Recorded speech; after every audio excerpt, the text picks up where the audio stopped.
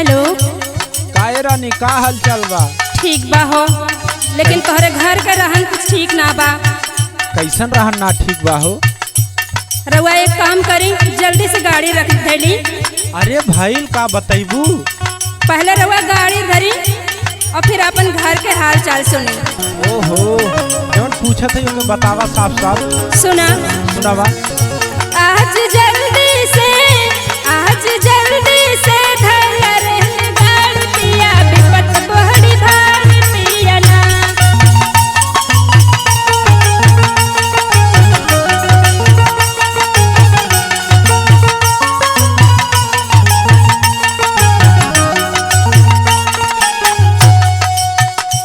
आज जल्दी से धर गाड़ी पिया, विपत बड़ी भारी पिया ना।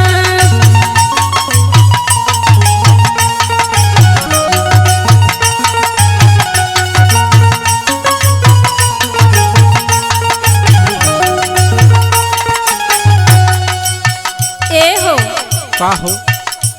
तोहारी छोटकी बहनिया जौन बा हमार बड़ी दुर्गति करत बा। ओ, जब देखा माई के बहनी के यह शिकायत तू करेलू। सुनी हमार बात सुनी। बोला। सासु रोजगारिया में ननद झगड़ा मचावे।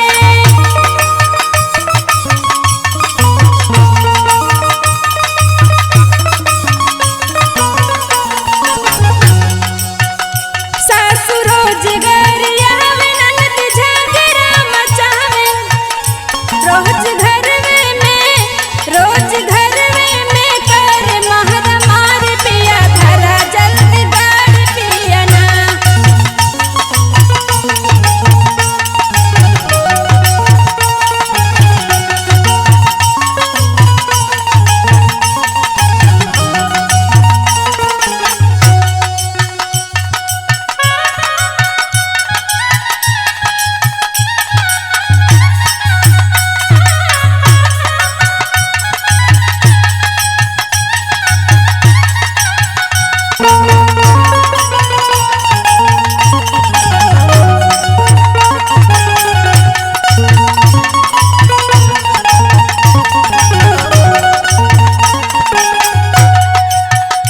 बाट नैहर के दुलार नाही साहब का नगारी।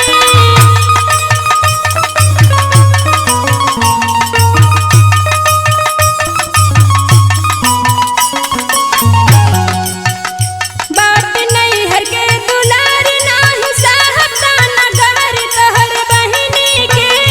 तोहर बहिनी के बाट गलती सारी पिया, धैला रेल गाड़ी पिया ना।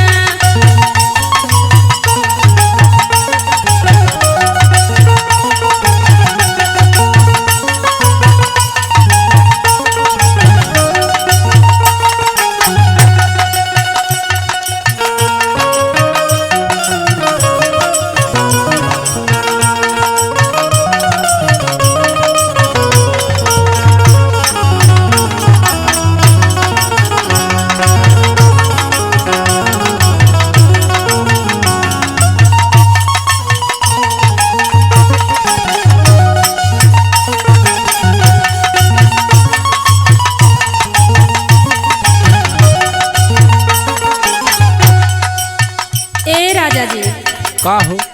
इ तोहरे बहन के ताना गारी सुन के हम एकदम दुबरा गइल बानी। हमार दाना पानी कुल छूट गइल बा।